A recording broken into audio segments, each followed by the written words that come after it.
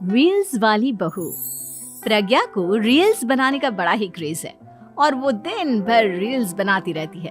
खाते पीते घूमते फिरते घर में कॉलेज में रील्स बनाने के कारण प्रज्ञा पूरे कॉलेज में हाईलाइटेड है।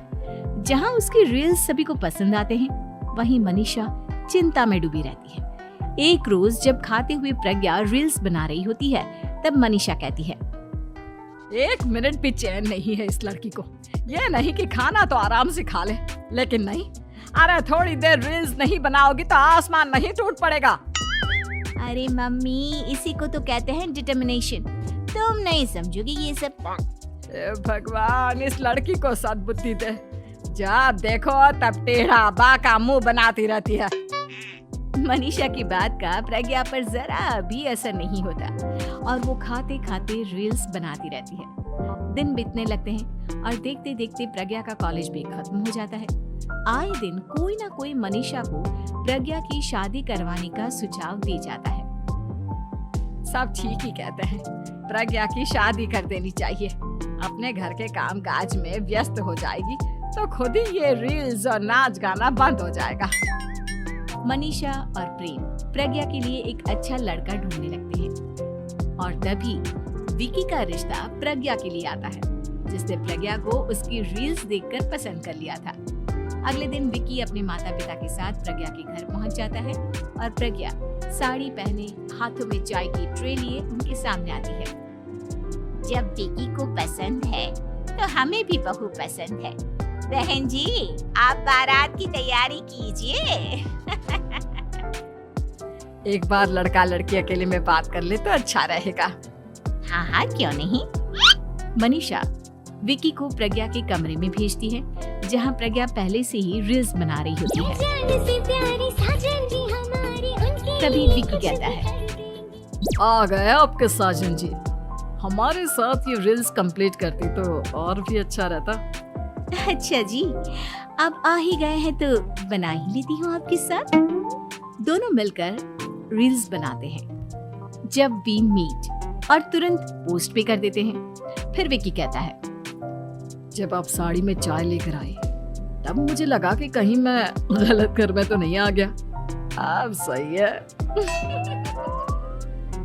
दोनों की शादी पक्की हो जाती है और शादी के दिन भी प्रज्ञा रील्स बनाने से चूकती नहीं।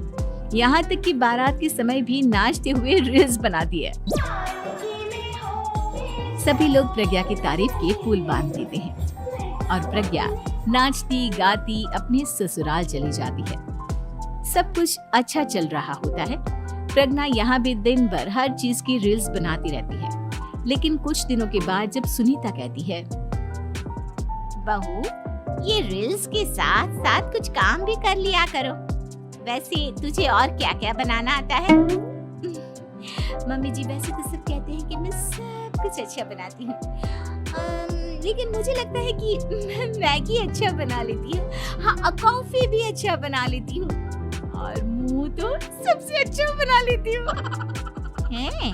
अच्छा अच्छा। सुनीता अपना माथा पकड़ लेती है और कहती है, बहू, कुछ खाना बनाना भी सीख लेती। मम्मी जी, मैं लंबी प्लानिंग कर रही हूँ। जल्दी ही मैं इतनी फेमस हो जाऊंगी कि मुझे पैसे मिलने लगेंगे। हम दोनों सास बहू राज करेंगे, राज। नौकर काम करेंगी और लोगों की तो लाइन लगेगी हमसे मिलने के लिए। तेरा दिमाग खराब हो गया है क्या बहू? हंसी मजाक तक ठीक है, लेकिन इस तरह घर नहीं चलते। जितना जल्दी हो इस घर के तौर तरीकों को सीख लो। प्रज्ञा मुंह घुमाकर चली जाती है और तुरंत उसी वक्त एक रील बनाती है। ये देख सुनीता का गुस्सा 7वें आसमान पर चला जाता है और विकी के घर आती ही सुनीता उसे सब कुछ बताती है। विकी भी अब प्रज्ञा की इन हरकतों से परेशान हो जाता है। तुम टेंशन मत लो मम्मा, मैं देख लूंगा। विकी कमरे में जाता है तो देखता है कि प्रज्ञा रील्स बना रही है। विकी बड़े ही प्यार से प्रज्ञा से कहता है, प्रज्ञा, इन सब के लिए मैं तुम्हें मना नहीं कर रहा हूँ, लेकिन फिर भी हर वक्त तो ये अच्छा नहीं लगता ना। समझने की कोशिश करो, मुझे भी तुम्हारा थोड़ा वक्त चाहिए। मैं जब ऑफिस से आता हूँ तो मुझे समय देने की जगह इसी में लगी रहती है। तुम ज्यादा ही सोच रहे हो। तुम भी मेरे साथ रील्स बनाओ ना, तुम्हें भी बहुत अच्छा लगेगा। तुम्हें इज्जत से कोई बात समझ में नहीं आती क्या? दिमाग खराब हो गया है तुम्हारा इस चकाचौंध से। अगर तुमने अपना रवैया नहीं बदला तो मैं तुमसे दूर चला जाऊंगा। तुम ही रिश्ता लेकर आए थे, मुझे लड़कों की कमी नहीं थी और ना आज है। विकी दरवाजा पटक कर चला जाता है। धीरे धीरे विकी प्रज्ञा से दूर होता जाता है। एक रोज मनीषा प्रज्ञा के ससुराल उससे मिलने जाती है। तब सुनीता उससे कहती है, बहन जी, अब आई हैं तो कुछ दिन यहाँ रहकर जाइएगा, आप ही का घर है। हाँ मम्मी, बहुत दिन हो गए तुम्हारे साथ एक भी रील नहीं बनाई मैंने। प्रज्ञा तुरंत अपने फोन में रील्स ऑन कर लेती है। ये सब मुझसे नहीं होता। तेरा ये भूत अभी तक नहीं उतरा क्या? बहन जी, आप कुछ कहती नहीं क्या इसे? जब आप ही कुछ नहीं कर पाई तो मैं कर ही क्या सकती हूँ। सास तो वैसी ही बदनाम है। शाम को घर की लाइट चली जाती है और मनीषा प्रज्ञा से कहती है, मेरे घुटनों में बहुत दर्द हो रहा है, तू लाइट का कुछ इंतजाम करना बेटा। अच्छा, कैंडल जला देती हूँ मम्मा। प्रज्ञा गाते हुए कैंडल जलाती है और खिड़की के पर्दे के पास रख देती है। मनीषा, जिसे बहुत दर्द हो रहा है, वो सो जाती है और प्रज्ञा हमेशा की तरह अपने रील्स में लग जाती है। उधर कैंडल की वजह से पर्दा आग पकड़ लेता है और मनीषा के कमरे में आग लग जाती है। बचाओ, कोई है, बचाओ। सभी भागते हैं और विकी कमरे की आग बुझाने में लग जाता है, लेकिन तब तक मनीषा आधी जल चुकी थी। मनीषा की हालत देख प्रज्ञा रोने लगती है। विकी मनीषा को तुरंत हॉस्पिटल ले जाता है और उसे एडमिट कराता है।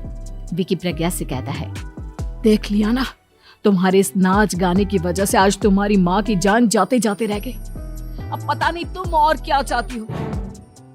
उधर डॉक्टर कहते हैं, इनकी हालत बहुत नाजुक है, आधे से ज्यादा जल चुकी है। प्रज्ञा रोती हुई मंदिर में जाती है और भगवान के आगे जाकर कहती है, भगवान, मेरी माँ को ठीक कर दो। मैं कसम खाती हूँ, हाथ से ये रील्स बनाना छोड़ दूंगी। बस मुझे मेरी माँ वापस मिल जाए। 2 दिन बीत जाते हैं और मनीषा खतरे से बाहर आ जाती है। पेशेंट अब ठीक है, आप लोग उनसे मिल सकते हो। सब कोई मनीषा से मिलता है और प्रज्ञा सबके सामने अपना फोन तोड़ देती है।